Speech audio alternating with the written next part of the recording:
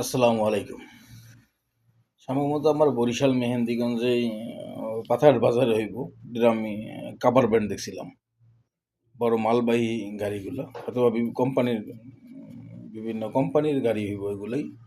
এরকম কাভার ব্যান্ডগুলা বড় গাড়িগুলা কোম্পানিরই হয়। আমি আগে ভিডিওতে বলছিলাম না, রাস্তাঘাট যদি হয় এটা একটা উন্নয়নের ছোঁয়া। আপনি দেখেন সরাসরি ঢাকা থেকে যদি আমার পাতার বাজারে যদি বড় কাভার ভ্যান বা ট্রাক মালবাহী যে কোনো গাড়ি যদি সরাসরি ঢোকে তো ব্যবসায়ীদের জন্য ভালো। ব্যবসায়ীদের জন্য কিন্তু অনেক ভালো। কিন্তু এখানে একটা কথা থেকে যায় যে ঢাকা থেকে আসতে আমার মেহেন্দিগঞ্জে ঢোকার পর থেকে যে রাস্তাগুলা এই রাস্তাগুলা কতটুকু মজবুত। এই ট্রাকগুলা কাভার ভ্যানগুলা বা ভারী যানবাহনগুলা আমাদের রাস্তা দিয়ে যখন পাতার বাজারে ঢুকবে তখন রাস্তার অবস্থাটা কী হইব, এই রাস্তার ধারণ ক্ষমতাটা কতটুকু, বড় ট্রাক আসতে রাস্তা ডাইবা যাইব কিনা, রাস্তা ভেঙে যাইব কিনা, এই যে বিভিন্নটা ইয়ে থাকে এরকমই দেখছি আমি মোবাইলে ফেসবুকে এরকমই দেখছি অনেকে এই বিষয়ে ইয়ে করছে। যেটা আমি আগে বললাম না, পাতার বাজারের দোকান মালিকগুলা কিন্তু কয়েকবারই হয়রানি হয়েছে, আমি দেখছি যেটা সরাইছে। কিন্তু ওই যে বললাম, দোকান সরাইছে, রাস্তা বাড়াইছে, কিন্তু রাস্তার মাঝে দাঁড়াই ক্রেতার মাল কিনতে হয় দোকান থেকে।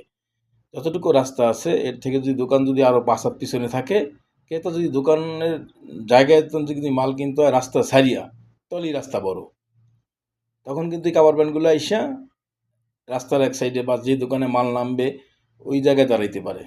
তাহলে কিন্তু রাস্তা ব্লক হয় না।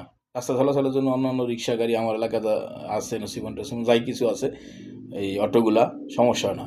কিন্তু অত বড় একটা কাভার ভ্যান যখন রাস্তার ফের দাঁড়ায়া দোকানদারের মাল আনলোড করব, তখন দেখা যাইব পাতার বাজার রাস্তা যদি থাকে 20 ফুট, 10 ফুটই ওই গাড়িতে আটকাই রাখছে, আর 10 ফুট দিয়া 2টা গাড়ি আপলোড করতে হইব, সাথে পাবলিক চলাচল করতে হইব। এটা অনেক সমস্যা।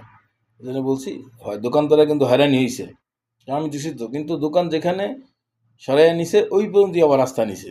তার মানে প্রতিটা ক্রেতাই রাস্তার ভিতরে এই মাল কিনে। যেই পরিমাণ পাতার বন্দরের রাস্তা, স্কুল রোডের রাস্তা, যেই রাস্তাগুলো যতটুকু আছে, যদি রাস্তা থেকে দোকান 5 হাত পিছনে থাকতো তাহলে আর এই রাস্তা এই এত ছোট দেখা যেত না, তাহলে বিশাল দেখা যেত। বিভিন্ন উন্নত রাষ্ট্রগুলো এরকমই, রাস্তা থেকে অন্তত 20, 30, 50, 100 মিটার পিছনে থাকে, তাদের নিজস্ব পার্কিং থেকে আলাদা।